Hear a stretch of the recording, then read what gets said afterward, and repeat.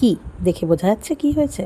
হ্যাঁ, ঠিকই ধরেছ, পুঁই শাকের ঘন্ট, বা যেটাকে বলে যে পুঁই শাকের ছেঁচড়া। তো যাই হোক, এটা কিন্তু আজকে নিরামিষ পদ্ধতিতে তৈরি করছি, একদম অন্য রকম, অন্য স্বাদের হবে। এর জন্য আমি নিয়ে নিয়েছি বড়ি, ছোটো ছোটো করে ডুমো ডুমো করে কাটা কুমড়ো, বেগুন, অল্প একটু ঝিঙে, অল্প একটু আলু আর কাঁচা লঙ্কা। সবজি বলতে এই কটাই ছিল, আর ছিল পুঁই শাক, মানে শাক আর ডাঁটা আলাদা করে কেটে ধুয়ে বেছে রেখেছি। ভুল বললাম বোধহয়, বেছে ধুয়ে কেটে রেখেছি। তো কড়া চাপিয়ে দিলাম, কড়াতে দিয়ে দিলাম সর্ষের তেল। এখানে এই ধরো 3 থেকে 4 টেবিল চামচ মতো আমি সর্ষের তেল দিয়েছি, এবং তেল দিয়ে আমি দিয়ে দিচ্ছি 5 ফোড়ন। 5 ফোড়ন দেওয়ার পর কি যেন মনে হলো, আমি একটা তেজপাতা ফেড়ে দিয়ে দিলাম। এরপর আস্তে আস্তে জিনিসপত্র ভাজা শুরু হবে। প্রথমেই বড়ি ভাজতে হবে, তো বড়িগুলো আমি এক এক করে একসাথে দিয়ে দিলাম তেলের মধ্যে। এইটা সব সময় মাথায় রাখতে হবে, তেল গরম না হলে বড়ি দেওয়া যাবে না, তাহলে কিন্তু বড়ি সমস্ত তেল শুষে নেবে এবং তারপরে সেই চিপচিপে একটা অবস্থা হয়ে যাবে।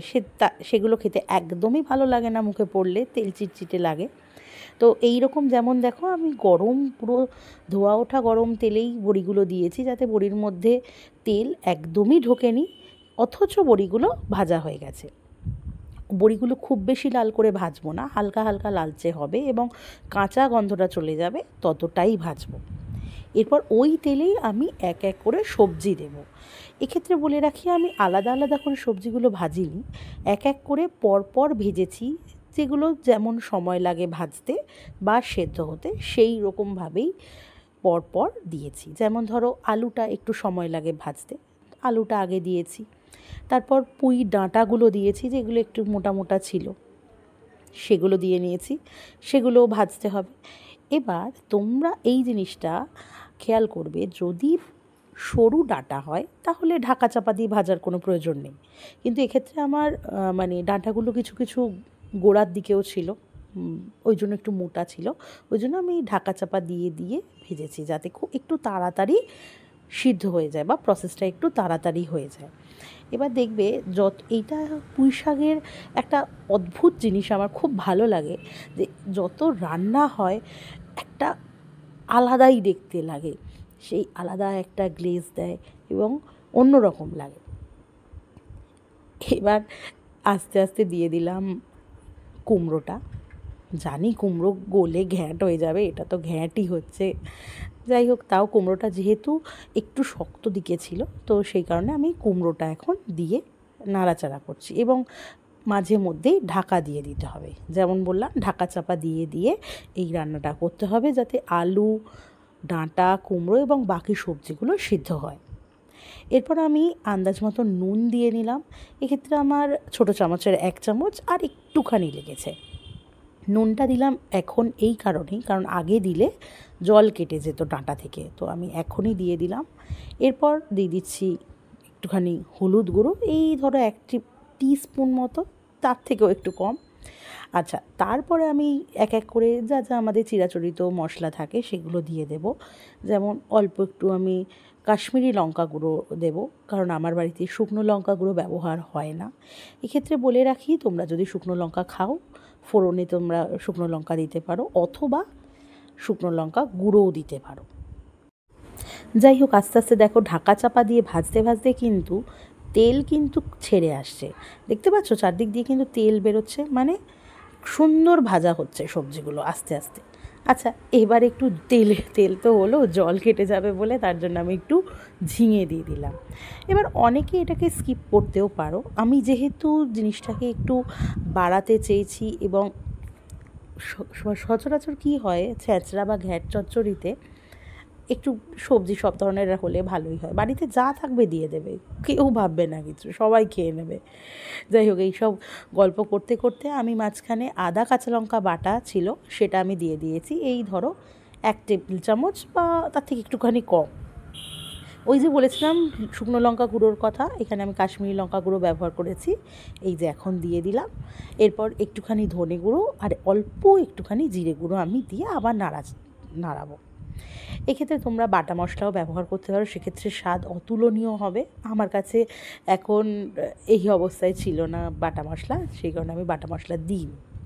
আর এই যে বেগুনটাকে আমি একদম লাস্টে রেখেছি, না হলে বেগুন আর বেগুনের জায়গায় আমি দেখতে পাবো না, আমি জানতাম। সেইটা দিয়ে দিয়েছি এবং একটা কাঁচা লঙ্কা এমনিই দিয়ে দিয়েছি, ওটাকে একদম চিড়ে দিইনি, কারণ অলরেডি আমরা ঝালের জন্য আদা কাঁচা লঙ্কা বাটা দিয়েছি। এই কাঁচা লঙ্কাটা দিয়েছি এই কারণেই যাতে স্বাদ বাড়ে এবং গন্ধটা বাড়ে। সব শেষে একটু মিডিয়াম সাইজে কাটা পুঁই শাকগুলো বা যেগুলো পাতা সেটা দিয়ে চাপা দিয়ে দিয়েছি, নাড়িনি কিন্তু। একটু মজে গেলে তারপরে আস্তে আস্তে নিচের জিনিস ওপরে, ওপরের জিনিস নিচে আনতে হবে। ঠিক এই রকমভাবে আস্তে আস্তে নাড়াতে হবে, নাহলে কড়াই উপচে চলে যাবে, সব সব বাইরে পড়ে যাবে, তখন হবে একটা আলাদাই বীভৎস কাণ্ড। যাই হোক, এই রকম নাড়াচাড়া করতে করতে আস্তে আস্তে জিনিসটাকে সেদ্ধ করে দেখবে। এখন দেখছো এক কড়াই রান্না হয়েছে, মোটেও এক কড়াই হয়নি, এর অর্ধেকেরও অর্ধেক, মানে 4 ভাগের 1 ভাগ হয়েছিল। যাই হোক, একটু সময় নিয়ে সুন্দরভাবে মেখে, মানে হাত দিয়ে নয় খুন্তি দিয়েই এইভাবে রান্নাটা করে যেতে হবে যতক্ষণ না সমস্ত সবজি সিদ্ধ হচ্ছে। ওরে বাবা, এই তো এবার এলো আসল খেলা। সমস্ত শাক পাতা থেকে জল বেরিয়ে এসে যাচ্ছে, তাই এ কাণ্ড। এরপরে আস্তে আস্তে সমস্ত জলটাকে শুকিয়ে নিতে হবে, এবং সমস্ত জল শুকোতে শুকোতেই দেখবে পাতাও সেদ্ধ হয়ে গেছে এবং বাকি যা যা সবজি ছিল সেদ্ধ হয়নি সেগুলোও সেদ্ধ হয়ে যাবে। এত কথার মাঝখানে আমি কিন্তু অল্প একটু চিনি দিয়ে দিয়েছি। চিনিটা দিয়েছি স্বাদটাকে ব্যালেন্স করার জন্য, যদি কারোর মনে হয় প্রয়োজন না পড়লে দেবেন না, স্কিপ করে যেতে পারেন। আর এই আমি একটু দেখে নিলাম যে ডাঁটাগুলো সেদ্ধ হয়েছে কিনা, সুন্দর সেদ্ধ হয়ে গেছে। আমি অল্প 2-4টে বড়ি ভেঙে দিয়েছি, বাকিগুলো গোটাই রেখেছি। আবার আস্তে আস্তে নাড়িয়ে দিয়েছি। এবার একটু বড়িগুলোর সাথেই নাড়াবো, কারণ বড়িগুলোর ভেতরেও যাতে একটু জুসটা যায়।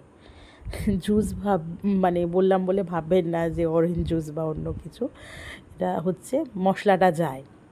আস্তে আস্তে আমার রান্না হয়ে গেল, গ্যাস বন্ধ করে এবার আমি পরিবেশন করছি আজকের গরম গরম নিরামিষ পুঁই শাকের ঘন্ট বা পুঁই শাকের ছ্যাঁচড়া বা ঘ্যাঁট।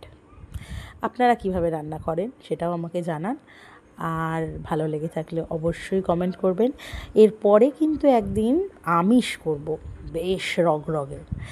ওটা যারা দেখতে চান তারাও একটু ওয়েট করুন, করব, আমারও খাওয়ার ইচ্ছা হয়েছে। যাই হোক, আজকের জন্য টাটা, বাই, ভালো থাকবেন।